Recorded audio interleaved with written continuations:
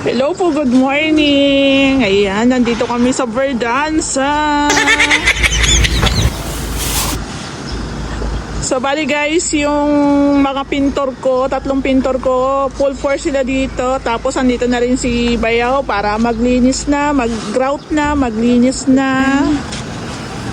So tapos na po yung ating metal works. Yung ating gate na merong WVC. Ayan. Tapos lahat na ng pintor natin nandito na. So final retouching na kami dahil malapit naman na po siyang i-turn over. Ayan. So sa taas meron yan balcony, meron yan grills. Glass po ata yun. So guys, tips lang pag meron tayong mga kahoy na gagamitin, kailangan po talaga nakalapag siya, hindi yung nakasandal lang. Ayan. So 5 piraso to para sa TV console natin. Ayan, nilagyan ng sapin. So andito rin yung ating electrician para i-final na rin po yung mga ibang mga ilaw para may kabit na po lahat. Ayan.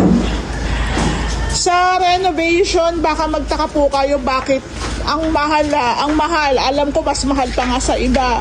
Sa totoo lang, pagdating pa lang po sa painting works, loob tsaka labas, magkano na po ang labor niyan.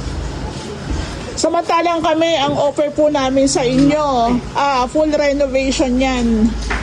Buong loob, buong extension, buong labas, pinturado yan. Ayan. So, ayan na po. Dito sa loob, ang huli po namin ginagawa is yung final retouching, tapos yung pagta-tile grout. Yung pagta-tile grout kasi napansin namin, pag ginagawa na, hindi pa tapos ang renovation, nadudumihan. So, nililinis po muna bago maglagay ng tile grout. Ayan. Yung pintura natin dito sa buong bahay is tool white po yan. Tool white po ng Boysen. Siyempre. Ready mix na po yan. Kung bibili kayo ng tool white, yan na yan. So, meron po tayo ditong gagawing TV console. Nagpa-additional si sir. Ayan, dito po yan ilalagay sa baba.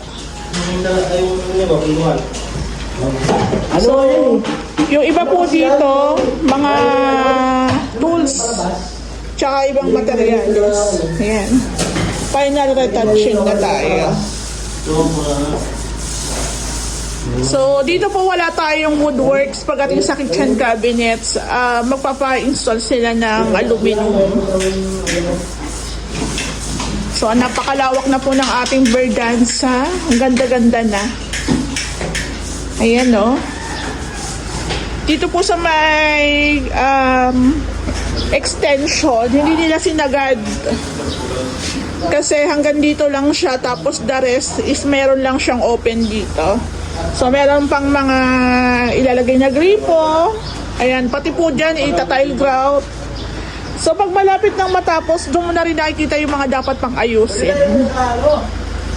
Ayan. So, actually, no idea ako kung magkano na inabot, pero feeling ko mabot na ito ng 1 million. 1 million na to. Ayan, oh. Ipanguhuli na rin natin yung hagdan natin. Oops, hindi tayo makakaakyat sa taas. Ayan, oh. Sige lang, okay lang. Okay lang.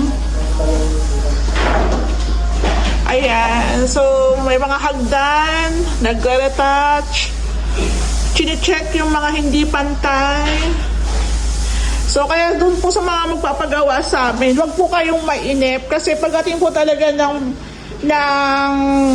finishing, iba naman po ang nagtatrabaho dyan.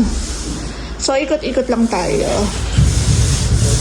Meron pa tayong mga fluted panels na ilalagay. Meron dito sa bar counter. Meron pa dito sa may TV console banda. Tapos sa taas, okay na yata doon. Yung bathroom natin na dito dati, ando na sa dulo. Ayan, maluwag na talaga.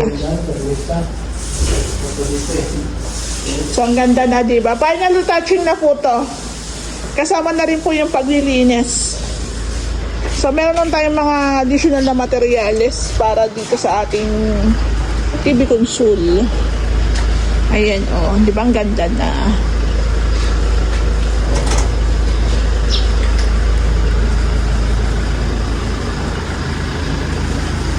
Ayan, oh. Napakalaki. Kaya pag kukuha po kayo ng unit ng bahay, piliin nyo po yung corner lot. O kaya, single firewall pero malaki ang extension. Ayan. So ito guys, naka-slab din to pero ang nilagay namin dito is metal spandrel. Alam nyo, pag idea lang pag sa loob, mas maganda po ang PVC panels. Pag dito po sa labas, dahil exposed sa init, exposed sa ulan, sa moisture, sa hangin, etc. Mas maganda po metal spandrel kasi nga metal, mas matibay. Ayan, o diba? So, ganun lang. Malapit na rin po itong matapos. Itong TV console, si Ray po ang gagawa niyan. Pang mayaman!